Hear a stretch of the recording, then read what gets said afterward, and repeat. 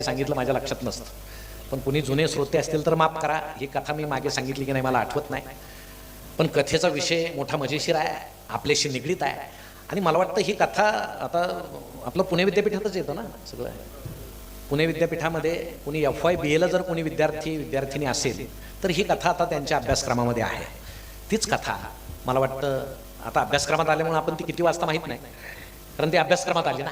तशी गोष्ट म्हणून असते तर वाचली असते, आपली ती एक मानसिकता असते. असो, पण ती कथा लिहावी असं मला वाटलं, कारण मी आजूबाजूला सगळं पाहतो. हा विषय बहुतेक लोकांना आवडणारा नाही, कथेचा विषय. तरुणांना तो आवडतो, तरुणींना तो आवडतो, लहान मुलांना तो आवडतो.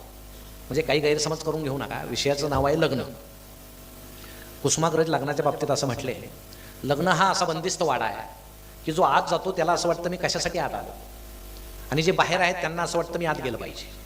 म्हणजे ज्याचं लग्न झालं नाही त्याला वाटतं लग्न झालं पाहिजे, ज्यांचं झालं त्यांना वाटतं आपली बुद्धी कुठं